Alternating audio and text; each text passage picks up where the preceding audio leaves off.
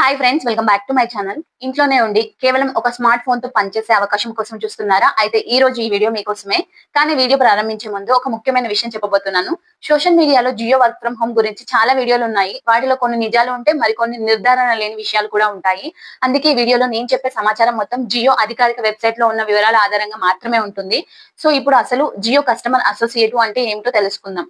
Jio customer associate లేదా JCA అనేది Reliance Jio అందిస్తున్న ఒక ఫ్రీలాన్స్ ప్రోగ్రామ్.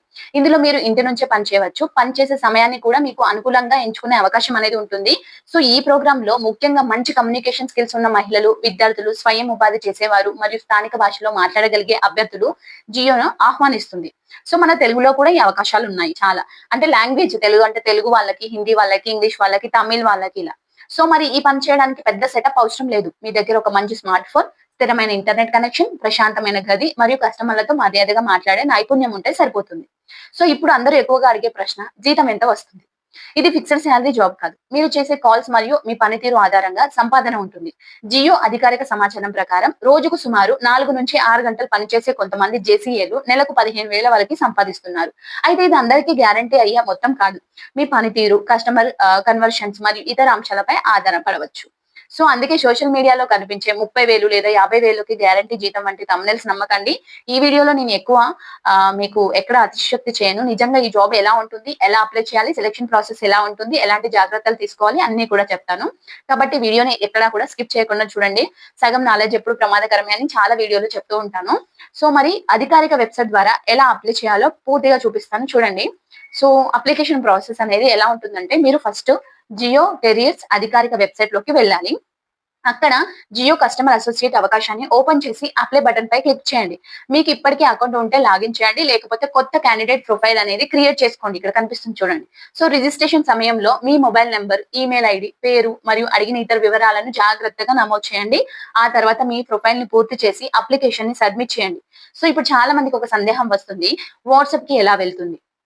కొన్ని సందర్భాలలో జియో నుంచి మీ రిజిస్టర్ చేసిన మొబైల్ నెంబర్ కు వాట్సాప్ ద్వారా కూడా అధికారిక సమాచారం రావచ్చు. కాబట్టి మీ వాట్సాప్ లో మెసేజ్ వస్తే అది జియో అధికారిక వెరిఫైడ్ బిజినెస్ అకౌంట్ నుంచే వచ్చిందో లేదో ఒకసారి చెక్ చేయండి.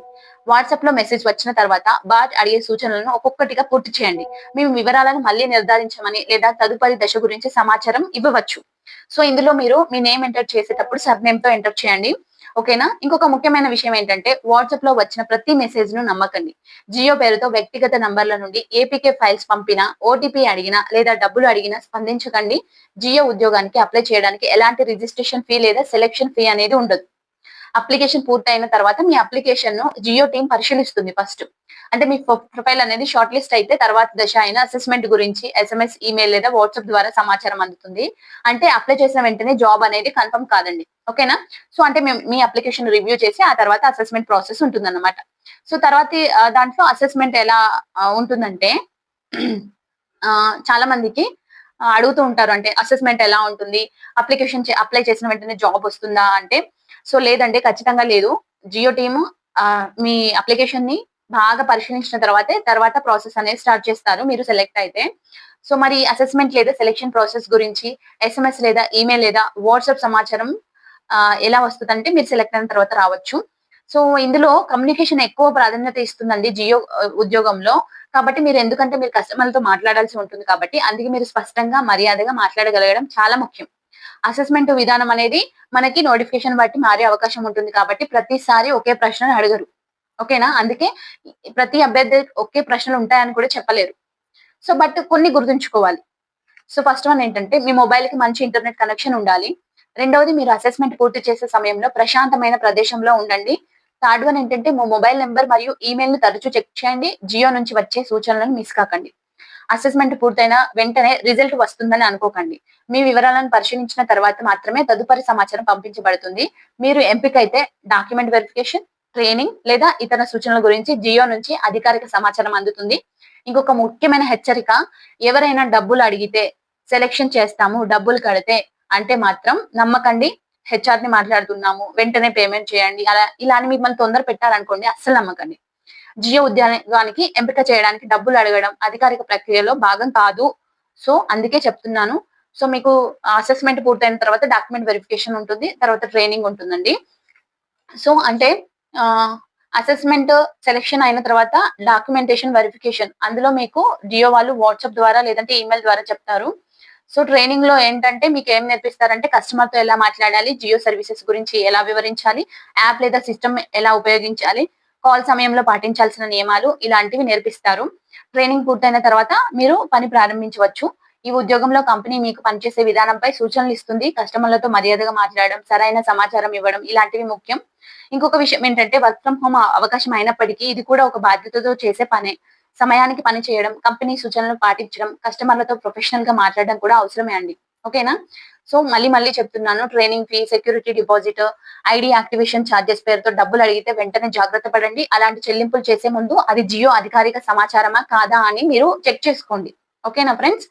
సో ఇప్పుడు ఈ జాబ్ ఎవరు చేయాలి, ఎవరు చేయకూడదు అంటే, సో జియో కస్టమర్ అసోసియేట్ అవకాశం ప్రతి ఒక్కరికి సరిపోయే ఉద్యోగం కాదండి. ఎందుకంటే మీకు కస్టమర్లతో మాట్లాడడం ఇష్టం ఉంటే, ఓపికగా వారి ప్రశ్నలకు సమాధానం చెప్పగలిగితే, ఇంటి నుంచే కొంత సమయం కేటాయించి పని చేయాలనుకుంటే ఈ అవకాశం మీకు ఉపయోగపడవచ్చు. ముఖ్యంగా ఇంట్లో ఉండే మహిళలు, కాలేజ్ విద్యార్థులు, పార్ట్ టైం ఆదాయం కోరుకునేవారు, కమ్యూనికేషన్ స్కిల్స్ ఉన్నవారు వీళ్ళకు మంచి అవకాశంగా చెప్పుకోవచ్చు. కానీ లాగిన్ అయితే చాలు డబ్బులు వస్తాయి, పని చేయకుండా నెలకు 30,000 లేదా 50,000 వస్తుంది అనే ఆశతో ఈ ఉద్యోగాలకి రావద్దు.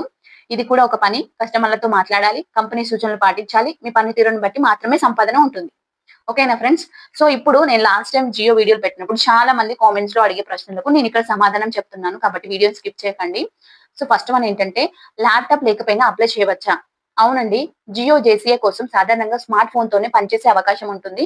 అయితే తాజా అవసరాలు, అధికారిక సూచనల ప్రకారం మారవచ్చు ఇది ముందు ముందు. సో నెక్స్ట్ ఏంటంటే, తెలుగు మాత్రమే వస్తే సరిపోతుందా అంటే, ఈ రోల్లో స్థానిక భాషలో కమ్యూనికేషన్ చాలా ముఖ్యం. అంటే మీ ప్రాంతానికి సంబంధించిన భాషలో స్పష్టంగా మాట్లాడగలిగితే అది ఉపయోగపడుతుంది. నెక్స్ట్ వన్, ఫ్రెషర్స్ అప్లై చేయవచ్చా? అనుభవం లేకపోయినా అర్హతలు సరిపోతే అప్లై చేయవచ్చు. ఇంటర్వ్యూ ఉంటుందా అంటే, సెలక్షన్ ప్రాసెస్ మేబీ మారచ్చు. అది మనకి నోటిఫికేషన్ లో ఉంటుంది. అసెస్మెంట్ అంటే నార్మల్ గా నెక్స్ట్ ఇంటర్వ్యూ అనేది జియో మనకి నోటిఫికేషన్ ప్రకారం ఉంటుందండి.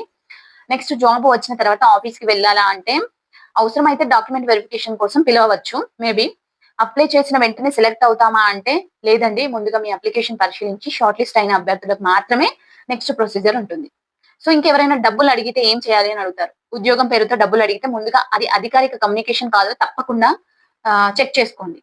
ఓకేనా ఫ్రెండ్స్? చివరిగా నాదొక సలహా. ఈ అవకాశాన్ని ఒక లెర్నింగ్ ఆపర్చునిటీగా చూడండి. కమ్యూనికేషన్ స్కిల్స్, కస్టమర్లతో మాట్లాడే నైపుణ్యం, ప్రొఫెషనల్ వర్క్ అనుభవం కూడా భవిష్యత్తులో ఇతర ఉద్యోగాలకు ఉపయోగపడవచ్చు.